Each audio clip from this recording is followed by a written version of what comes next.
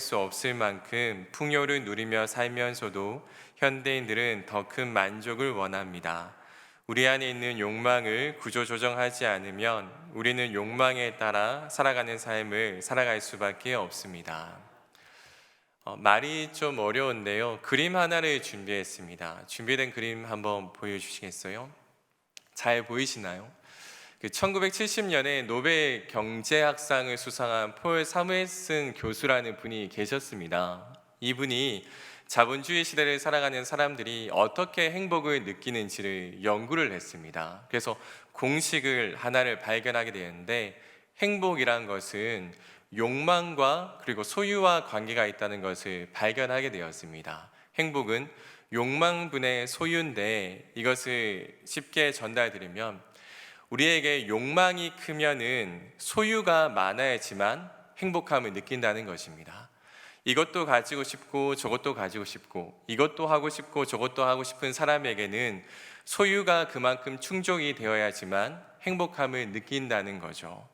반면에 자신이 가지고 있는 소유가 적다면은 자신의 욕망을 줄여야지만 행복함을 느낄 수 있다고 이 폴 사무엘슨 교수는 이야기를 하게 됩니다. 저 공식에 따라서 많은 사람들이 행복에 대해서 생각을 하게 되었지만, 문제는 인간이 가지고 있는 욕망이란 것이 작아지지를 않는다는 것입니다.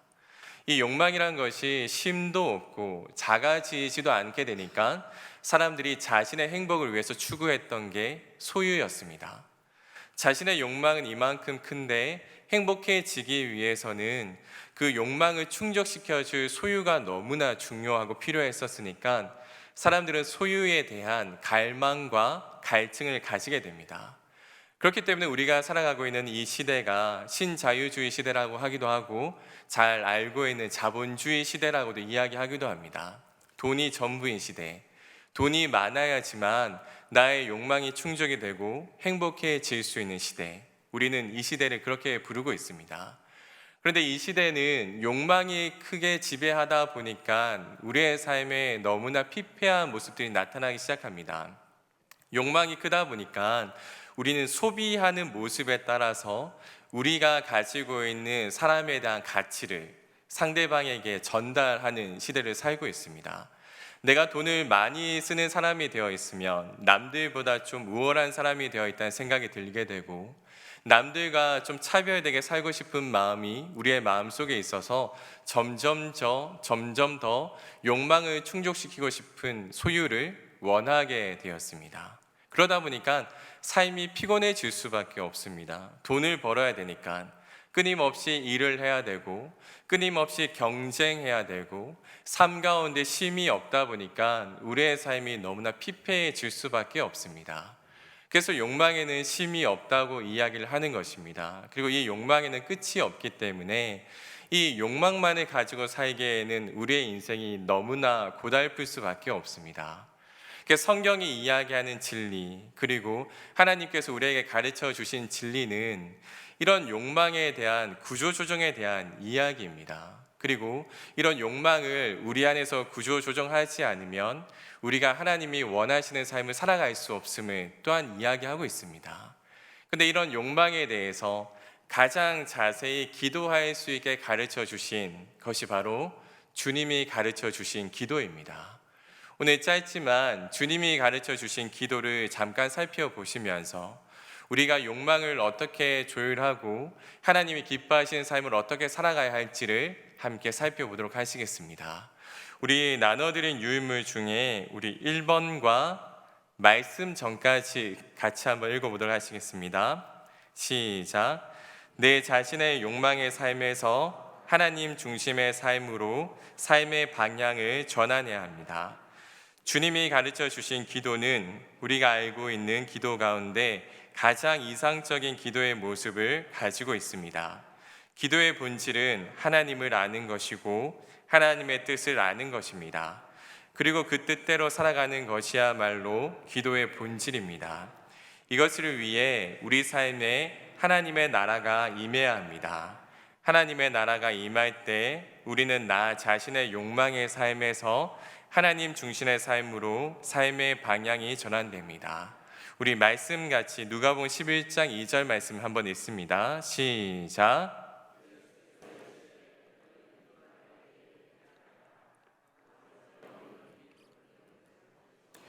나라가 임하시오며.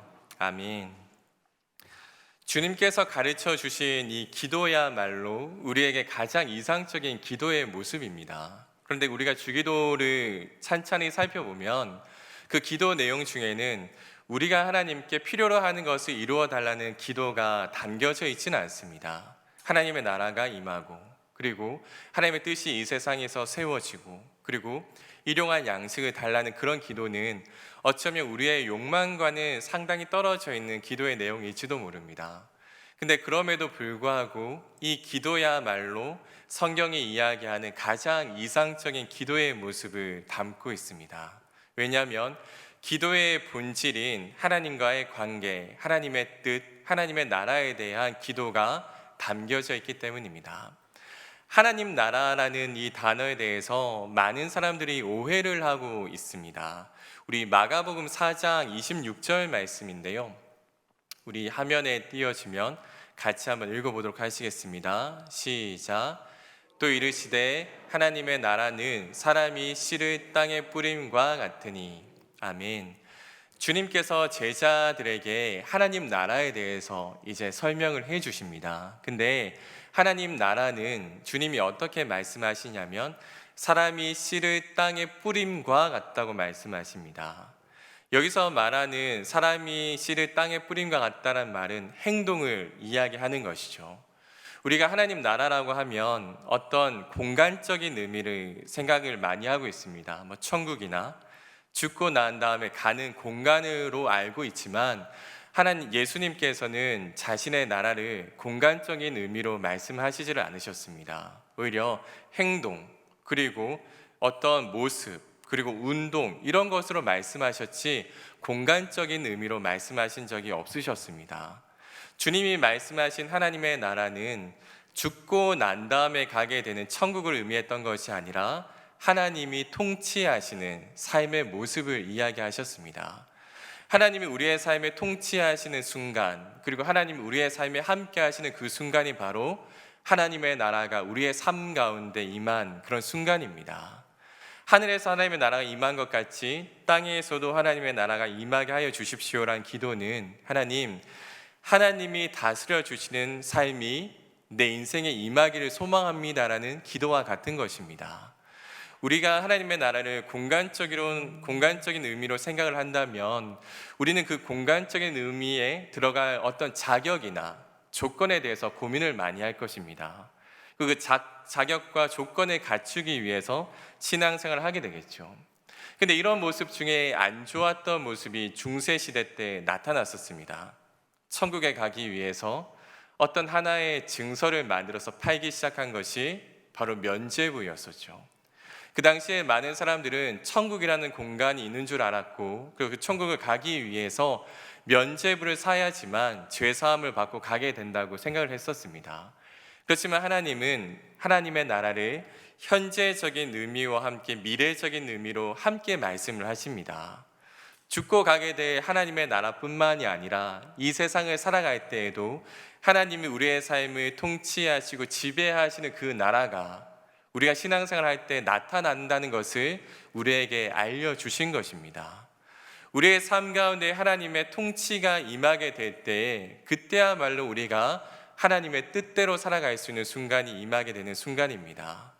우리의 욕망과 우리의 생각으로는 도저히 하나님의 뜻을 이룰 수 없지만 성령 하나님과 함께 우리의 삶 가운데 하나님의 지배, 통치가 임한다면 우리는 하나님이 원하시는 모습을 살아갈 수가 있습니다. 여기에 대해서 많은 사람들이 궁금해합니다. 그렇다면 하나님의 나라가 임한 삶의 모습은 어떤 것입니까? 이런 질문을 할 수 있는데 우리 주님께서는 친절하게 그 다음 기도 내용을 통하여서 하나님 나라가 실제로 임한 삶의 모습을 우리에게 기도로 알려주십니다. 우리 나눠드린 유인물 2번을 한번 같이 한번 읽어보실까요? 2번 제목과 그리고 말씀 전까지만 같이 한번 읽어보시겠습니다. 시작. 소유의 욕망에서 자족의 삶으로 삶의 방향을 전환해야 합니다. 하나님을 떠난 인간은 불안한 존재입니다. 그리고 하나님을 떠난 인간은 자신의 불안을 덜치기 위해 소유 중심의 삶을 선택합니다. 불안을 잊기 위해서라도 무엇인가를 쌓아두려고 합니다. 그러나 무엇인가를 쌓아두려는 마음은 점점 커져 소유에 대한 욕망만 남게 합니다. 많은 소유가 우리의 삶을 책임져 주는 것이 아니라 오히려 우리의 삶을 불안하게 만듭니다. 우리의 불안을 해결하실 수 있는 분은 하나님밖에 없습니다. 우리의 삶에 날마다 함께 하시는 하나님을 만날 때 우리는 참된 평안이 있는 삶을 살아갈 수 있습니다. 아멘. 주님께서는 하나님 나라에 대한 말씀을 하시고 이런 기도를 가르쳐 주십니다. 우리에게 날마다 일용할 양식을 주시옵소서. 이 기도를 보고 어떤 이는 그 당시의 삶이 참 많이 힘들었구나라는 생각을 하시는 분이 있습니다. 그 당시에 먹고 사는 것이 너무나 힘들었으니까 이런 기도를 드렸나? 라는 생각을 하시는 분들이 계시지만 사실 이 기도는 인간의 욕망과 연결이 되어져 있는 그런 기도입니다.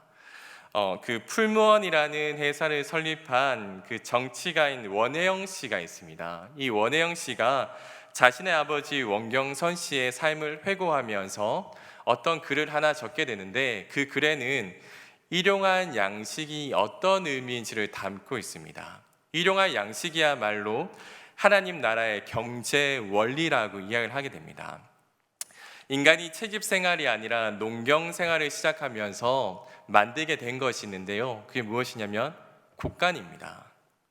곡간을 만들어야지만 음식을 저장할 수가 있게 되었죠. 그러니까 곡간을 만들어 놓으니까 어떤 일이 생겼냐면 도둑이 생기게 된 것입니다. 근데 도둑이 생기다 보니까 이 곡간을 지키기 위해서 곡간을 지키고자 하는 병사들을 이제 세워두게 된 것이죠. 근데 이 병사들이 생겨나니까 나중에 군대가 생겨나고 군대가 생겨나니까 전쟁이 생겨났다고 이야기하는 것이 그 원경선 씨의 이야기였었습니다.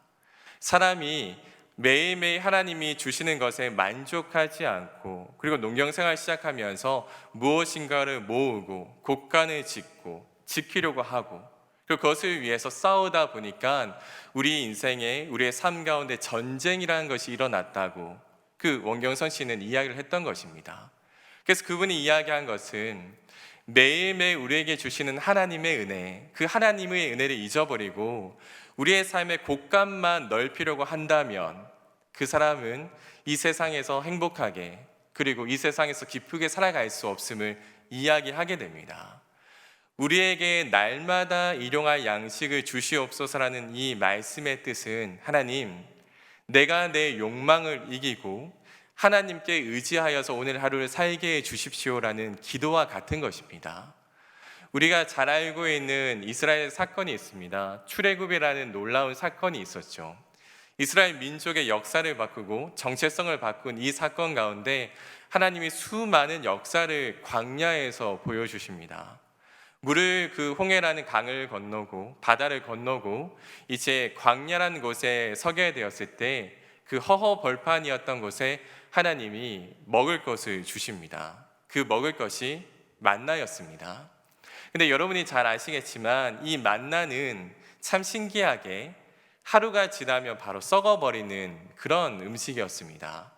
아무리 우리의 마음에 욕심이 많아서 저장하려고 해도 하루가 지나면 썩어버리는 만나, 그리고 너무나 넉넉히 주셔서 경쟁하지 않고 욕심을 부리지 않아도 살아갈 수 있었던 이스라엘의 공동체의 모습, 하나님은 그 만나와 그 공동체의 모습을 통해서 너희를 먹이고 살리는 분이 하나님이심을 진짜 알려주고 싶으셨던 것입니다.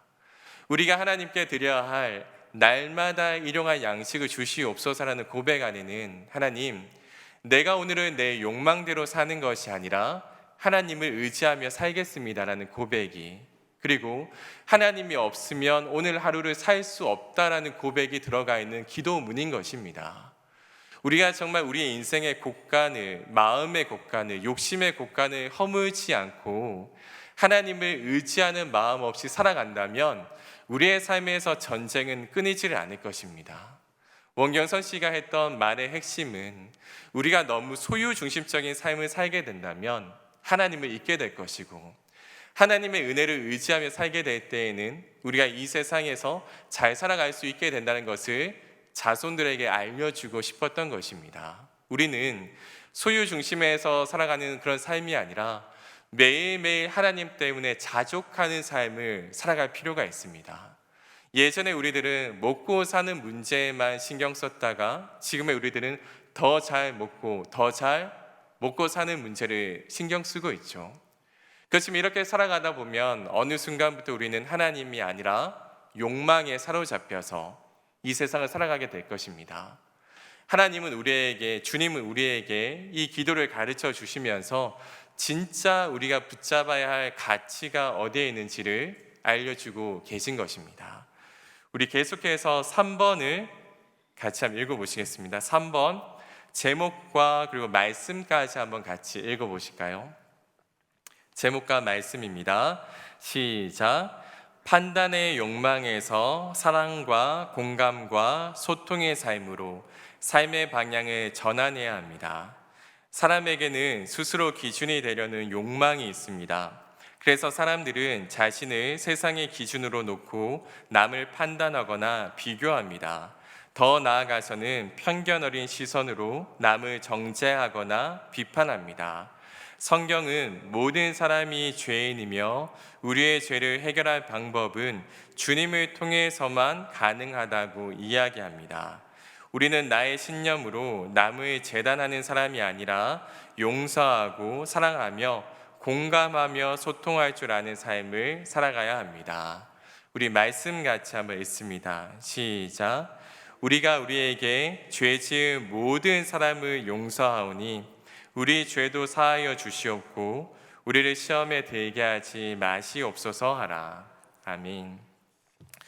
그리스 신화에 프로크루스테스라는 괴인이 등장합니다. 이 프로크루스테스라는 괴인은 자신의 집에 철침대를 만들어 놓고 아테네를 지나가는 사람들을 이 숙소로 초청을 합니다. 그리고 그 철침대에 누워서 그 침대보다 크면은 새 몽둥이로 때려서 죽이고, 그 철침대보다 작으면 또 작다고 사람들을 죽이는 그런 괴인이었습니다. 자신의 기준에 맞지 않다고 해서 사람들을 죽이는 그런 사람들을 보고 이런 프로크루스테스에게 비유를 많이 하는데, 우리에게도 이런 프로크루스테스의 침대가 존재를 합니다. 내 기준에 맞지 않으면 남을 평가하고 차별하고 그리고 남을 비판하는 사람의 모습이 우리 안에 욕망과 같이 스며들어 있습니다. 이런 모습들은 남을 판단하고 비판하기는 잘하지만 남을 용서하지는 잘 못하게 만듭니다. 우리가 살아가다 보면은 남에게는 되게 많이 비판적이고 억압하고 그리고 너무나 엄격하게 대하는데 자신에게 관대하신 분들이 계십니다. 또 어떤 분은 자신에게는 되게 엄격한데 남에게는 되게 관대하신 분들이 계십니다. 우리가 어디에 기준을 두고 어떻게 사는지에 따라서 우리의 삶의 모습이 너무나 달라질 수가 있습니다. 우리가 살아갈 때 가장 조심해야 할 것이 무엇이냐면 내 자신의 기준을 가지고 잣대를 가지고 남을 판단하며 사는 것을 조심을 해야 됩니다. 예수님이 이 땅에 오셨을 때 바리새인과 종교 지도자들과 논쟁을 참 많이 하셨습니다. 그 논쟁의 중심은 무엇이냐면 율법이라는 것을 지킨가 지키지 않는가에 대한 논쟁을 참 많이 하셨습니다. 근데 이 율법이란 게 우리가 그 당시에 유대인의 역사를 살펴본다면 사실 율법이란 것이 그렇게 많지 않았었습니다. 이 율법이란 것이 그렇게 많지 않았었는데 신구약 중간 시대 때 이 바리새파라는 그런 파가 생겨나고 이 율법을 수호하면서 자신의 정체성을 나타내려고 했던 바리새인들이 율법을 하나하나씩 세세하게 만들기 시작했던 것입니다. 사실 알고 보면 이 율법이란 것이 그때 만들어졌던 많은 율법들이 하나님이 알려주신 것보다 바리새인들이 만들어 놓은 것이 훨씬 많았습니다. 근데 그것들을 지키려고 하는 모습이 예수님에게는 얼마나 기가 찬 모습이었을까요? 왜냐하면 하나님이 온전하게 알려준 율법의 본질을 그들이 지키고 있었던 것이 아니라 그들은 그 본질에서 자기들이 살을 붙인 율법의 모습들을 지키면서 자신의 의를 드러내고 있었기 때문입니다. 그런데 그들은 그 율법을 가지고 사람들을 정죄하고 판단하고 사람들의 등급을 매기고 죄라는 것을 매기기 시작했었죠. 근데 이 모습을 보고 예수님은 그들이야말로 위선하는 자, 그들이야말로 화 입을 자라고 이야기를 하십니다.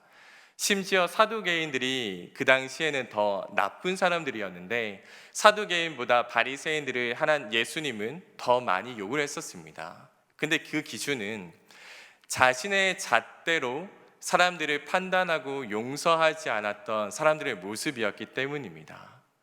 진짜 하나님을 알고 하나님을 믿는 사람이라면 판단하고 용서하지 않는 것이 아니라 소통하고 공감하고 사랑하는 모습을 가져야 되는데 그들은 율법을 지키기에만 바빴습니다.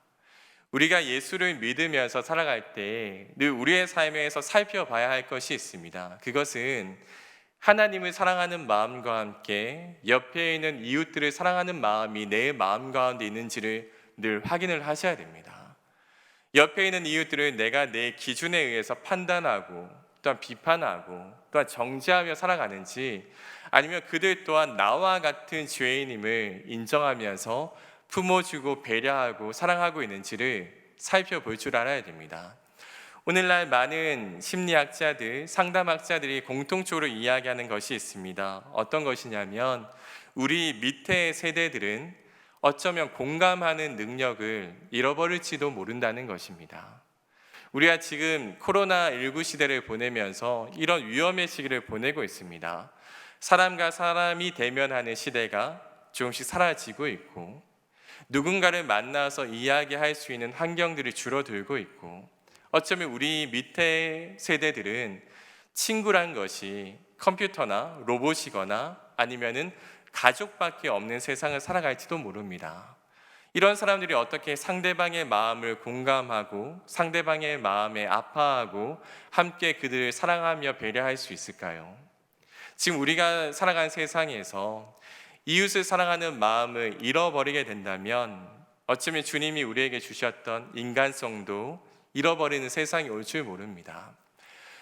예전에 그 일본의 동일본에 대지진이 일어났던 때가 있었습니다. 그 지진 때문에 수만 명의 사람들이 죽게 되었죠. 근데 어느 일본의 작가가 이 사건을 두고 이렇게 이야기를 하게 됩니다. 이 지진이 일어난 사건은 수만 명이 죽은 하나의 사건이 아니라 개개인의 수만 명이 죽은 수만 건의 사건이다. 우리가 그 수많은 사람의 한 사람 한 사람의 마음을 같이 공감하고 아파하지 못한다면 우리는 진짜 기계같이 굳어지고 사람과 사람 사이에 있어야 할 정도 사라지고 사랑도 사라지는 세대를 맞이하게 될 것이다. 지금이야말로 공감하는 마음, 사랑하는 마음이 회복이 되어져야 할 시대다라고 이야기를 했었습니다. 곰곰이 생각해 보면 예수님이 이 땅에 오셔서 보여주신 모습이 어떤 모습인지 이제 알게 됩니다.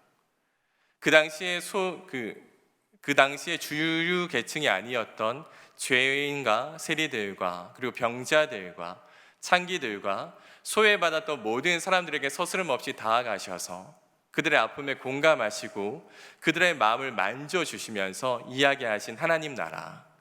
하나님의 나라는 단순하게 예수만 잘 믿는다고 되는 나라가 아니라 그 예수의 사랑이 나눠지고 그리고 그 예수의 사랑 때문에 하나가 되는 나라, 그 나라가 바로 하나님의 나라란 것을 예수님은 몸소 보여주셨습니다.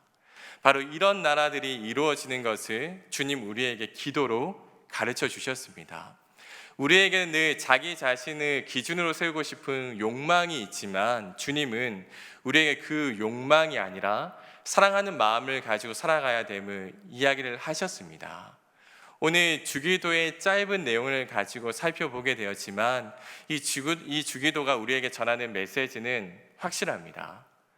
우리가 가지고 있는 욕망대로 사는 것이 아니라 하나님의 기준, 그리고 하나님께 모든 삶을 맡기고 매일매일 하나님과 동행하지 않는다면 우리는 오늘 하루를 온전히 살아갈 수가 없다는 것입니다. 여러분, 어떤 기준과 어떤 마음을 가지고 살고 계십니까? 그리고 어떤 기도 제목을 가지고 주님 앞에 나와서 기도하고 계신가요? 우리가 늘 기도할 것은 이 땅에 하나님의 통치가 내 삶에 나타나고 내 욕망대로 사는 것이 아니라 주님께 뜻을 두고 내 삶에 일용할 양식을 주신 하나님을 의지하며 살기를 기도하고, 남을 용서하지 못하고 남을 판단하고 사랑하지 못하는 마음을 가지고 사는 것이 아니라 주님의 마음을 잃지 않는 삶을 살아가기를 늘 기도해야 됩니다. 그렇게 살아가는 것이야말로 이 땅 가운데 그리스도인들이 살아가는 삶의 능력이고 삶의 모습일 것입니다. 이 힘든 시기 때 이런 신앙인의 모습을 놓치지 않는 저와 여러분이 되시기 주님의 이름으로 축원합니다. 이제 함께 기도하시겠습니다.